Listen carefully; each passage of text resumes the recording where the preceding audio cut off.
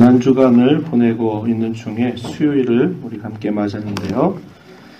예수님의 죽으심, 예수님의 부활하심을 우리가 다른 때보다도 더 깊이 생각하면서 보내고 있는 시간들입니다.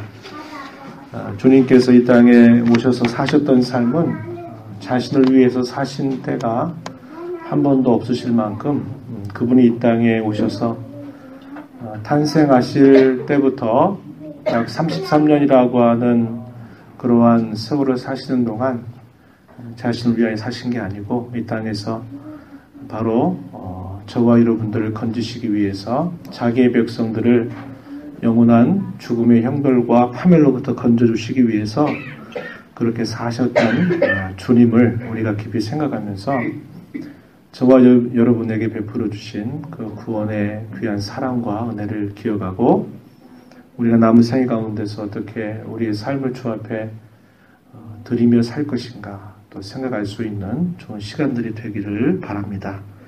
필요한 결단과 또 돌이킴의 그런 자세 또한 우리에게 있게 되기를 바랍니다. 우리가 히브리서 말씀들을 살펴가고 있는데 이 히브리서는 특별히 예수님의 그 제사장의 직분, 구약의 하나님께서 세워주신 그런 율법에 따라서 세워주셨던 그런 제사장의 직분이 과연 예수님께서 이 땅에 오셔서 감당하신 이 제사장의 직분과 어떤 면에서 비슷한 면이 있고 어떤 면에서 차이가 있는지 이거에 대한 그러한 상세한 기록들을 우리에게 알려주고 있습니다. 그래서 이 히브리서는 구약의 그런 모든 제사 제도에 대한 가장 정확한 그 해석 혹은 구약 시대에 미리 보여주었던 그 참된 그림의 참된 실체가 어떠했는지 어떠한 성취가 이루어졌는지 그거에 대한 상세한 기록을 우리에게 알려주고 있는 겁니다. 우리가 오늘 읽은 이 7장의 내용도 우리가 계속적으로 여러 시간들을 통해서 살펴온 것처럼 예수님의 이 제사장의 직분을 계속적으로 사도는 설명하고 있는 겁니다. 예수님에게서 떠나는 순간, 예수님에게서 멀리하는 순간 그들에게 약속된 그 구원으로부터 그들은 결국 떨어지게 될 수밖에 없다라는 사실들을 강조하면서 잠깐 살아가는 그 세상의 인생 속에서 어려움이 있고 박해가 있고 시련이 있다 그래서 예수 그리스도를 떠나거나 그분이 이 땅에 오셔서 하신 일들을 우리가 경히 여기고 가볍게 여긴다면 우리의 이 구원이 결국 흔들릴 수밖에 없다라는 사실을 계속 이야기하면서 우리의 모든 신앙의 그 모든 내용들은 이 그리스도에게 기초하고 있다라는 사실들을 이렇게 사도가 이야기하고 있다 이 말입니다.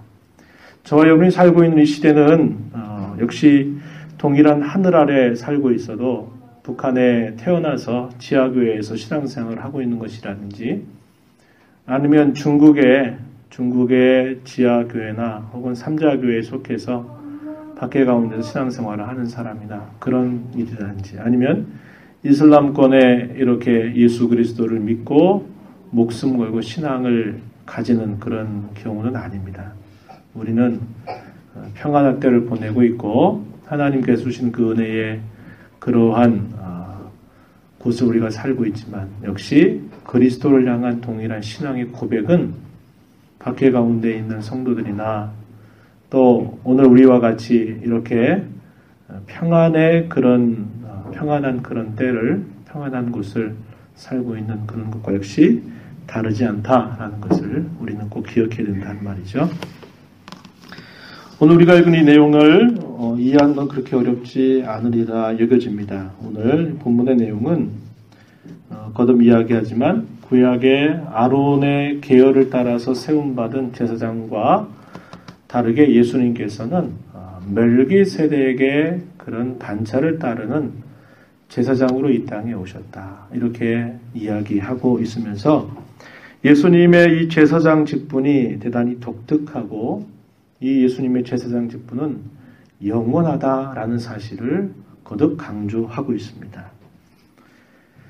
그리스도께서 취하신 이 제사장의 직분이 독특하다라고 하는 그 말의 내용에서는 우리가 읽은 이 본문 말씀 속에 28절 말씀에 보면은 이렇게 표현하죠. 후반에 보니까 율법 후에 하신 맹세의 말씀. 맹세의 말씀이라고 하는 것은 어디를 두고 하는 말이냐면 21절에 한번 가서 보면 이렇게 표현했습니다. 21절. 그들은 맹세 없이 제사장이 되었으되 무슨 말일까요?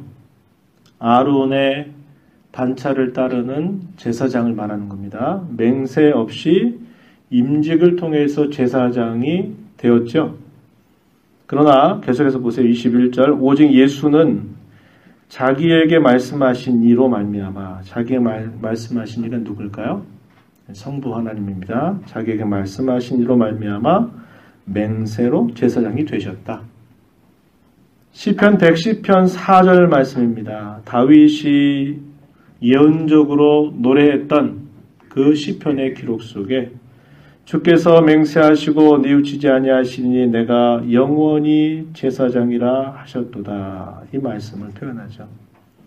맹세하셨다는 겁니다. 맹세로 제사장이 되셨다. 이렇게 표현했어요. 다시 28절에 가서 보면 율법 후에 하신 맹세의 말씀은 멜기세덱의 반차를 따라서 제사장이 되신 예수님을 말하는 겁니다. 맹세의 말씀은 영원히 온전하게 되신 아들을 세우셨다. 이렇게 표현했습니다. 그리스도는 영원히 온전하게 되신 아들이시기 때문에 약점을 가지고 있는 사람들에게서 세워진 그런 제사장들과는 다르게 주님은 거룩하고 악이 없고 더러움이 없고 죄인에게서 떠나 계시고 하늘보다 높이 되신 분이시다. 이렇게 말합니다. 26절 이렇게 표현했어요. 26절에 이러한 대제사장은 우리에게 합당하다. 거룩하고 악이 없고 더러움이 없고 죄인에게서 떠나 계시고 하늘보다 높이 되신 이라.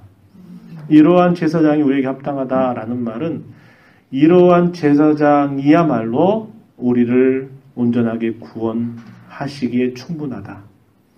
이런 조건이 만족되지 않는다면 그는 우리의 죄 문제를 해결할 수 있는 제사장이 될 수 없다. 그 사실을 이야기하는데 그리스도께서 바로 이러한 제사장의 그런 독특성을 가지고 이 땅에 오신 분이다. 이렇게 소개하고 있는 겁니다. 그리스도는 하나님과의 관계에 있어서 어떠한 오염이나 어떤 더러움이 없이 경건하신 분이셨고 또 그리스도께서는 사람과의 관계에 있어서도 그분은 악이 없으신 분이다. 악이나 의를 품고서 대하신 적이 없으셨다. 그리스도 자신의 관계에서도 그분은 더러움이 없고 다른 죄인들에게서 떠나 계신 분이다. 사람이 태어나면서부터 갖고 있는 그 죄와 죄의 오염 그리고 모든 그 죄의 근원적인 뿌리가 되는 그런 악성 이런 것들이 주님은 없으신 분이다. 이렇게 생각할 수 있는 표현입니다. 그래서 주님이야말로 진정한 제사장이 되시고 바로 이러한 모습을 가지시고 계신 제사장이야말로 합당하다. 우리에게 합당하다. 이렇게 표현하는 겁니다. 제사장의 역할은 뭐였나요? 이스라엘 사람들을 편에서는 누구를 나타냈었어요? 하나님을 나타내죠. 그죠? 하나님 편에서는 또 누구를 나타냅니까? 백성들을 나타내는 거죠. 그래서 이 제사장의 직분은 하나님과 사람 편의 가운데서 이 관계를 화해시켜주는 역할을 하는 그러한 직무를 맡은 사람이죠. 이 사람을 두고 제사장이다 그렇다는 겁니다. 그래서 한편으로는 이 양쪽에 있는 모든 그런 성품을 다 가지고 다 충족시켜 줄 수 있어야만 이 하나님과 사람 사이에 이 근본적으로 틀어진 이 관계와 원수 관계를 화해시킬 수 있다는 거예요. 그래서 여기 26절에서 묘사하고 있는 여러 성품들, 우리에게 합당한 제사장이야말로 이러이러하여야 된다라고 말하는 것들, 거룩하고 악이 없고 더러움이 없고 죄인에게서 떠나게 쉬고 하늘보다 높이 되신 분이어야 진정한 제사장이 되시고 그 제사장을 통해서 하나님과 화해할 수 있다. 이것을 말해주고 있는 겁니다. 예수님의 제사장 직분이 바로 그러한 독특함을 가지고 있다 이 말이죠. 구약 시대에 이스라엘 백성들이 하나님 앞에 범죄했을 때 그들이 죄를 짓는 것은 사람이 짓죠. 우리 같은 사람이 짓는데 그 사람의 죄를 속하기 위해서 우리 순수 우리말로 말하면 무른다 그러죠. 이걸 무름이라 그럽니다. 우리말로. 무르기 위해서는 어떻게 했나요? 희생의 짐승을 가져와서 그 피를 드리는 일을 통해서 속지 않은 길을 알려주셨단 말이에요. 대속이라고 하는 것, 대신 속지 않는다라고 하는 개념을 구약의 제사를 통해서 알려주셨고, 그러나 그 제사가 어떤 면에서 미흡하냐? 격이 안 맞다 이 말입니다. 격이 안 맞아요.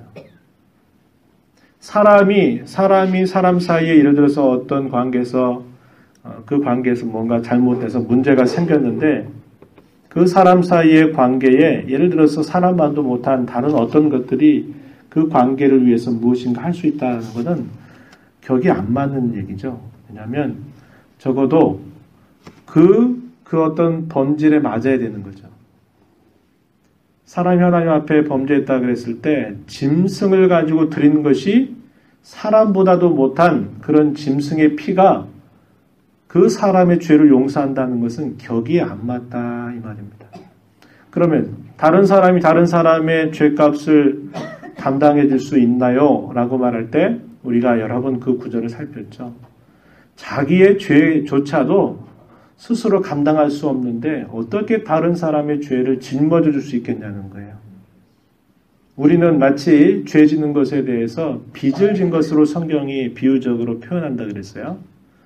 우리가 지는 그 빚이 너무나 천문학적으로 많은 빚을 지게 되면 내가 하루 이틀 열심히 일해서 땀을 흘려서 그 빚을 갚는 것보다도 하루가 지난 동안에 쌓이는 그 빚의 이자가 헤아릴 수 없이 더 크다 이 말이에요. 그래서 빚을 갚기는커녕 시간이 흘러가면 할수록 그 빚의 규모는 더 커져 가고 만다는 거죠. 그래서 사람이 다른 사람의 죄를 대신할 수도 없어요. 격은 맞지만 자기도 자기 문제를 해결할 수 없어서 다른 사람은 어찌할 수 없다는 겁니다. 그래서 우리의 죄를 속할 수 있는 대속의 그런 길에서는 적어도 우리 사람과 같은 존재여서는 안 된다는 거예요. 우리보다 훨씬 높은 그러한 성품, 그러한 존재성을 가지신 분이셔야만 된다라는 겁니다. 그래서 하나님께서 결국 예수님을 우리를 위해서 보내주셨다라고 이렇게 이야기해 주는 겁니다. 그래서 그러한 일에 있어서 그러한 역할을 감당하려고 하면 여기 26절에서 소개되고 있는 이런 모든 부분들을 충족할 수 있어야만 된다. 그래서 하나님과의 관계에 있어서도 거룩해야 되고 또 다른 사람과의 관계에 있어서도 죄나 악의라고 하는 것이 절대로 있어서는 안 되고 또 제물 자체나 그 제사를 집례하는 제사장 자체도 뒤에서 살펴보겠지만 자기도 연약한 그런 어떤 죄와 허물을 가지고 있다면 역시 그런 일들이 온전하게 될 수 없다 하는 겁니다. 자기 자신과의 관계에 있어서 죄로부터 오염되어 있어서 또 악한 성품에 그가 속해 있어서 그렇다면 자기 자신 스스로에 관해서도 역시 온전하지 못하다는 거죠. 그런데 우리 주님은 그런 모든 면에서 주님 자신과 관계에서, 다른 사람과 관계에서, 또 아버지 하나님과의 관계에서 그분은 우리에게 합당한 제사장이 되실 만한 분이다. 이렇게 소개해주고 있는 겁니다. 또 한 가지 강조되고 있는 게 뭐냐면 그리스도의 이 제사장 직분은 영원하다고 하는 거예요. 영원하다. 자, 우리가 읽은 이 말씀 23절, 24절에서 그 이야기를 사도가 해주고 있습니다. 한번 가서 보세요. 23절. 제사장 된 그들의 수요가 많은 것은 죽음으로 말미암아 항상 잊지 못함이로되 예수는 영원히 계심으로 그 제사장 직분도 갈리지 아니하느니라. 이렇게 말하고 있습니다. 잘 아신 바와 같이 구약의 제사장은 우리와 똑같은 인생을 살다가 죽게 되면 자기가 맡았던 제사장의 직분을 내려놓게 됩니다. 그러면 그 제사장의 그런 가문에서 또 다른 제사장을 세우게 되고 세움받은 제사장이 자기 생애 동안 이 직분을 감당하다가 또 자기도 죽으면 또 자기의 가문에서 또 제사장을 세워야만 된다 이 말이죠. 그래서 사람은 그 죽음과 함께 자기가 맡은 이 제사장의 직분이 멈추게 되어 있다 이 말입니다. 왜냐하면 역시 똑같은 사람 가운데서 세워진 제사장이기 때문에 그렇다 하는 거예요. 그래서 제사장은 처음 규례로 주어진 때, 즉 모세를 통해서 이스라엘 백성들에게 주어져 있는 그때로부터 제사장이 세워져서 예수님께서 이 땅에 오셔서 그 모든 속죄의 사역을 마치실 때까지 계속적으로 제사장은 임직되고 또 임직되고 또 임직되고 하는 일들을 거듭해 와야만 했다는 거예요. 하지만 오늘 우리가 읽은 24절에 보니까 예수님은 영원히 살아계신 분이다. 그렇기 때문에 그분이 맡으신 이 제사장의 직분이 멈추게 되거나 바뀌게 되는 일이 아니라 그분이 영원히 계시기 때문에 그분이 맡으신 이 제사장의 직분도 영원하다는 거예요. 영원하다. 이것이 바로 그런 근본적인 면에서 구약의 제사장과 예수님의 이 제사장의 직분과 근본적으로 다르다. 독특함이 있고 또 하나는 영원함이 있다. 이 사실을 강조해주고 있다는 겁니다. 구약의 제사의 한계에 관해서는 또 본문 속에 27절과 28절의 말씀에 보면은 두 가지 정도로 표현해주고 있는데 하나는 뭐냐면 27절에 한번 가서 보시면요. 저 대제사장들이 먼저 자기 죄를 위하고 다음에 백성의 죄를 위하여 날마다 제사 드리는 것 이렇게 표현했어요. 잘 아는 바와 같이 구약의 이런 제사를 명령하신 그 말씀을 보면 제사장이 항상 백성들의 어떤 죄를 속죄하기 위해 제사를 드리기 전에 항상 어떤 것을 먼저 하냐면 자기 자신의 그 죄를 속하는 속죄 제사를 먼저 드리게 했다는 거예요. 왜냐하면 그 중재하는 제사장이 그런 죄 가운데 있을 때 그 제사가 하나님 앞에 받으실 만한 제사가 될 수 없는 거예요. 그러니까 항상 먼저 했던 것이 제사장이 자기 자신의 그 죄와 허물을 먼저 속하는 그런 제사를 하나님 앞에 드리고 난 다음에 그 다음에 그 백성들의 죄를 대속하기 위해서 제사를 드리는 일들을 했다는 겁니다. 이건 무슨 말입니까? 제사장도 역시 우리와 똑같은 일반 백성과 똑같이 허물과 지혜 가운데 있다라는 것을 말해준다 이 말이죠. 또 하나는 어떻게 했나요? 그들이 드리는 제사는 날마다 제사를 드려야만 했다고 하는 겁니다. 날마다 제사를 드려야 했다 이 말이에요. 그래서 날마다 제사를 드린다 이 말은 그들이 드렸던 그 제사를 통해서 그들의 죄가 용서받는 것이 잠정적이었다. 임시적이었다. 또 다르게 말하면 완전하지 못했다라는 것을 보여준다고 하는 겁니다. 또한 그 제사 자체가, 그 짐승의 피 자체가 그들의 죄를 용서하지도 못했어요. 그들이 용서를 받을 수 있는 건 뭐냐면 그걸 통해서 누구를 바라봐요? 약속하신 하나님의 말씀을 그들이 기억하고 그 말씀을 믿고 그들이 그 제사를 받으시는 하나님을 믿으면서 그 제사에 참여할 때 그것이 그들에게 죄의 용서가 된 거지, 그런 믿음 없이 그저 제사만 드렸다 그래서 그들의 죄가 용서되지도 않았고, 구약시대에 드리는 이런 모든 제사들은 잠정적이고 임시적이었다는 거예요. 그래서 그때그때마다 죄를 지을 때가 되면 항상 또 제물을 끌고 성막이나 또 후대에 정착 생활을 하고 난 다음에는 예루살렘으로 그것을 가져가야만 됐다 이 말이죠. 그래서 이 회막이라든지 또 나중에 예루살렘 성전이 될 때에는 항상 날마다 거기에서는 제사가 드려질 수밖에 없는 그런 일이었다는 겁니다. 물론 또한 주님께서 그 제사를 명하실 때에도 상번제라고 있었죠. 상번제.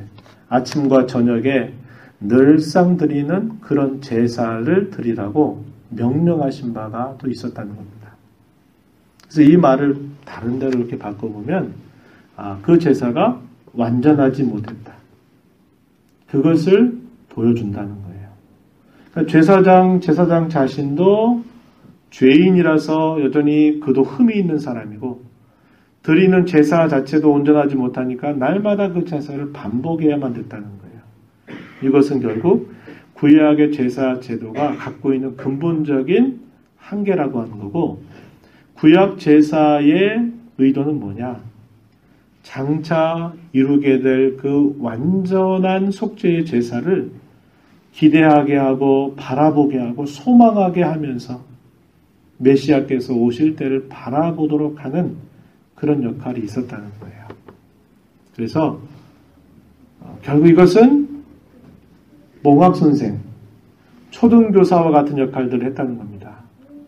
주인의 아들이 이렇게 주인의 어떤 권리를 갖기 이전에 지혜로운 종들 가운데서 잘 가르칠 수 있는 종에게 그 주인의 아들을 맡겨서 그 아이로 하여금 잘 가르치게 해서 그로 훌륭하게 이렇게 기르는 겁니다. 그러다가 이제 그 때가 딱 지나게 되면 그 종에게서 벗어나서 오히려 그 종의 주인으로서 그가 행사를 하게 되는 것과 똑같아요. 구약의 율법 아래 주셨던 이 모든 제사의 제도는 바로 오실 메시아께서 이루실 완전한 희생의 제사를 바라보게 하고 그 제사까지 그들을 인도하게 하려는 그런 목적이 있었다라고 성경이 가르쳐 주고 있는 겁니다. 바로 이러한 근본적인 한계가 있음을 사도가 말하면서 그리스도께서 이 땅에 오셔서 그분이 행하신 이 제사장의 이 직분을 이제 그와 전혀 근본적으로 다르게 소개하는데요. 그 유익에 관해서 이렇게 설명하고 있어요. 27절 하반절에 가서 보면은 이렇게 표현했어요. 그가 예수님을 말합니다. 예수님이 단번에 자기를 드려 이루셨다. 이렇게 말하는 겁니다. 구약의 제사장들은 자기를 위해서 먼저 속죄의 제사를 드려야 됐고 그 제사는 날마다 반복해야 되었는데 예수님은 그럴 필요가 없다. 예수님은 단번에 자기를 드려서 이루셨다. 이렇게 표현하는 겁니다. 그래서 여기 단번에라고 하는 말이 표현되고 있죠. 단번에 자신을 드려서 온전히 이루셨다. 주님의 십자가의 죽으심을 이렇게 표현하고 있는 겁니다.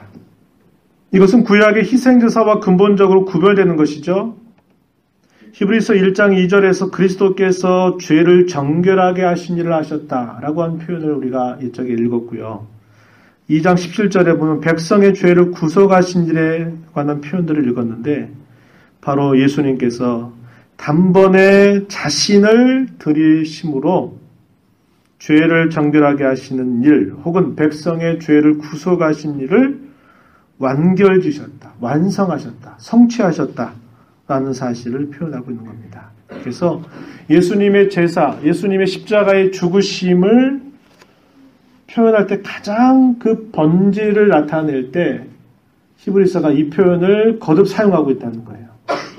단 한 번에, 단번에 다 완결지어버렸다. 다 끝내버렸다는 거예요. 이 사실을 강조하는 거예요.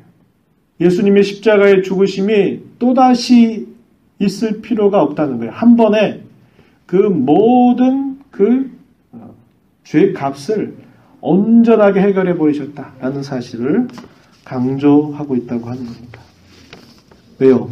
아까 이야기했지만 주님은 그러한 독특함을 가지고 계신 분이고 주님은 그런 영원하신 제사장으로 이 땅에 오셨기 때문에 그가 단 한 번에 이른 그 희생의 제사를 통해서 온전하게 그 모든 것들을 다 이루어 버리셨다는 거예요. 그것을 강조하고 있는 겁니다. 그래서 거듭 사도는 말하기를 단번에 자신을 들여서 이루셨기 때문에 25절 말씀, 중요한 구절입니다. 그러므로 자기를 힘입어 하나님께 나아가는 자들을 온전히 구원하실 수 있으니 이는 그가 항상 살아계셔서 그들을 위하여 간구하심이라 이렇게 말합니다. 주님이 십자가에서 이루신 그분의 속죄의 제사로 인해서 우리가 주님을 힘입어서 하나님께 나아갈 때 온전하게 구원하신다. 이렇게 표현하고 있는 겁니다. 예수님의 십자가의 희생이 주는 우리에게 주는 유익이라고 하는 겁니다. 효력이라고 하는 거예요. 여기 하나님께 나아간다, 가까이 간다, 이룬다 이런 표현도 이 히브리서에서 굉장히 많이 의도적으로 많이 사용하고 있는 표현이에요. 하나님께 나아간다. 그 말은 하나님과 우리와의 어떤 관계를 표현하고 있는 그런 말입니다. 뭐 예를 들면 4장 16절에서도 표현했고 7장 19절에서도 10장 1절 22절 11장 6절 또 12장 18절 22절 이런 데 보면 하나님께 나아간다라고 하는 표현을 굉장히 강조해서 표현하는 겁니다. 이것은 하나님과의 관계를 나타내는 그런 말인데 바로 예수님을 통해서 바로 그분을 힘입어서 하나님과 관계를 맺는 사람, 하나님께 나아가는 사람들을 온전하게 구원할 수 있다라는 말을 우리에게 하고 있는 것이죠. 온전하다라는 말은 죄의 문제를 온전하게 해결하는 것과 관련되고 있는 그런 표현이다 하는 겁니다. 왜 그러한가? 25절 끝에 보면 이는 그 근거는 그 이유는 그리스도가 그가 항상 살아계셔서 그들을 위하여 간구하시기 때문이다. 이렇게 말해주고 있어요. 항상 살아계시다. 그리고 그들을 위해서 간구하신다. 간구한다라는 말이 중보하신다. 중재하신다. 그것을 말하고 있는 거죠. 그것을 항상 살아계셔서 하시기 때문에 어떻게 할 수 있다고요? 그리스도를 힘입어서 하나님 앞에 나아가는 자들을 온전하게 구원하시게 된다. 하실 수 있다라고 이렇게 말하고 있는 겁니다. 구약의 이런 많은 제사의 직분들은 예수님의 제사의 직분들을 미리 보여주는 역할이 있었습니다. 제사장도 제사도 제물도 그리스도와 연결이 될 때에만 효력이 있고 그 자체만으로는 아무런 유익이 없다 이 말이죠. 그래서 그 모든 그것들이 갖고 있는 모든 그런 능력은 오직 그리스도에게만 의존하고 있다는 사실들을 누누이 보여주고 있다는 겁니다. 저와 여러분은 그리스도께서 사신 생애를 우리는 묵상하고 있습니다. 특별히 다른 때보다 더 많이 묵상하고 보내고 있어요. 그분께서 하셨던 말씀, 그분께서 행하셨던 그분의 일, 행위 이것들을 하나하나 살펴보고 있는데요. 그분이 이 땅에 탄생하시게 된 것, 왜 탄생하셨다고 말씀해요? 우리를 건지시려고. 우리를 건지시려고. 히브리서의 표현대로라고 뭐라 그럴까요? 단번에 영원한 희생의 제사를 완결하시기 위해서 이 땅에 탄생하셨고 이 땅에서 33년의 시간들을 예수님이 사시면서 그분이 하셨던 일, 특별히 공생애라고 부르는 3년이라고 하는 시간 동안 예수님께서 끊임없이 말씀을 전하셨고 병들고 또 공고한 심령들을 치유하고 낫게 하셨던 일들, 기적을 행하셨던 일들, 또 주님께서 전파하셨던, 가르치셨던 그 모든 말씀, 그리고 마침내 그분 자신을, 자신의 몸을 내어 주심으로써 그분이 십자가에 고난받아 죽으시고 부활하신 그 모든 일들은 누구를 위한 것입니까? 당신 자신을 위한 것이 아니라 저와 여러분을 위해서 하신 겁니다. 생애 한순간도 하시고 싶은 대로 하시려고 하신 일이 없어요. 그분은 말씀하실 때 아버지께서 주신 그 말씀을 하셨고 무엇인가 행할 때 아버지의 뜻이 아니면 하나도 행하지 아니하셨고 그분이 나아가셔야 할 그 걸음이었다면 그 앞에 무엇이 기다리고 있다 한들 주님은 묵묵하게 그 앞을 향해서 나아가시는 삶을 사셨던 겁니다. 천지의 주제가 되신 그분, 아무것도 없는 중에 그저 말씀으로만 존재하게 하실 수 있는 그분이 참 별스럽지 않고 잘난 것 없고 보잘것없는 비천한 우리들을 위하여서 이 땅에 탄생하실 때부터 이 땅에서 고난받아 죽으셨다가 부활 승천하셔서 지금도 하늘의 보좌에서 끊임없이 하시는 일이 뭐냐면 저와 여러분을 위해서 제사장의 직분을 행하고 계시다는 사실을 우리는 잊어서는 안 된다고 하는 겁니다. 놀라운 일이에요. 우리가 얼마나 알아드리겠어요? 우리가 사는 생애 동안에 얼마나 알아드리겠습니까? 얼마나 그 일에 보답하며 살 수 있겠습니까? 참 그러지 못하잖아요. 우리는 참 많은 순간 동안 잊어버리고 살죠.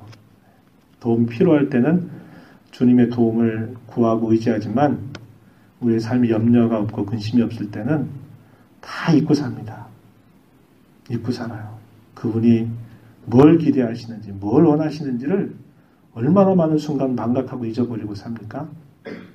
그럼에도 불구하고 주님은 그런 거 아시면서도 우리를 위해서 한순간도 우리를 생각지 않고 행하신 일이 없을 만큼 저와 여러분을 그토록 사랑하셔서 행하셨다고 하는 이 사실을 우리는 생각해 볼 때면 이게 얼마나 놀라고 감사한 일인가를 우리는 깨달아야만 되는 겁니다. 그래서 저와 여러분이 행하는 그 모든 일들은 이 받은 구원과 이 받은 사랑에 대한 감사와 감격이 동기가 돼야 돼요. 여기로부터 시작해야 문제가 안 생깁니다. 뭐든지. 여기로부터 시작이 안 되면 항상 문제가 생기고 항상 티격태격하고 뭔가 온전치 못한 것들이 항상 드러나게 된다는 거예요.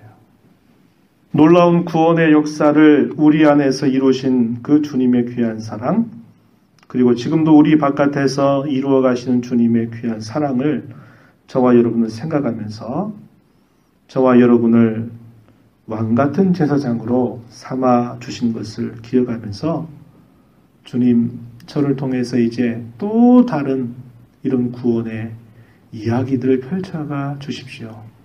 제가 그것을 위한 도구로 내 남은 생에 쓰임받게 해 주십시오. 이런 고백과 다짐을 가지고 살아가야 할 것입니다. 여러분을 통해서 여러분이 가까이 있는 사람들에게 이 놀라운 구원의 이야기가 계속 써져야 되지 않겠습니까?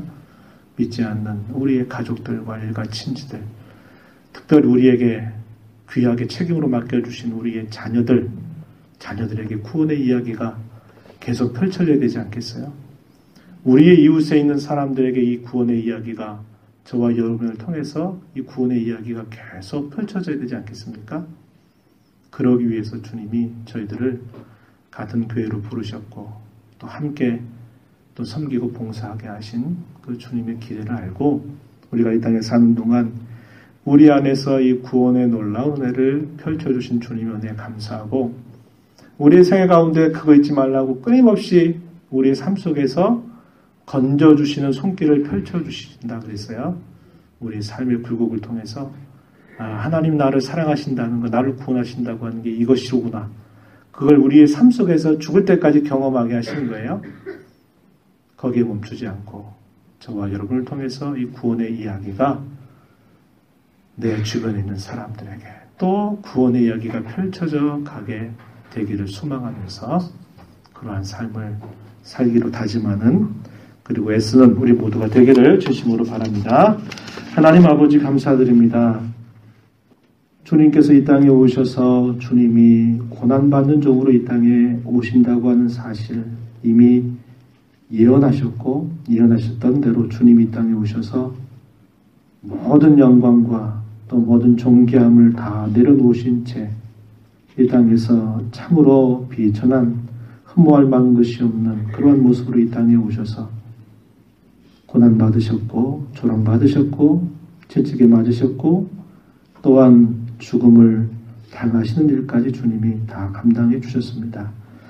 이 땅에 오셔서 이 땅에서 사신 그 한순간의 삶도 주님을 위해서 사신 적이 없고 부족한 저희들을 건져주시려고 주님이 그 모든 일들을 행하셨던 것들을 기억하고 예수님의 이 희생의 제사를 통하여서 영원한 제사로 완결하시고 우리로 하여금 하나님의 면전에 담대히 주님을 힘입어서 나아가서 하나님의 은혜를 힘입고 또 온전히 하나님의 구원을 맛보는 자로 살아가게 하신 이 귀한 사랑과 은혜를 깊이 깨닫는 저희가 되게 하시고 저희를 통해서 늘 감사와 감격으로 하나님을 섬겨가는 삶이 되게 하시며 저희를 통해서 이 구원의 놀라운 이야기들이 멈추지 않고 계속적으로 우리의 가정에 우리의 이웃에 우리 만나는 사람들에게 이 구원의 역사가 펼쳐져 가게 되는 귀한 도구로 쓰임받게 하여 주옵소서.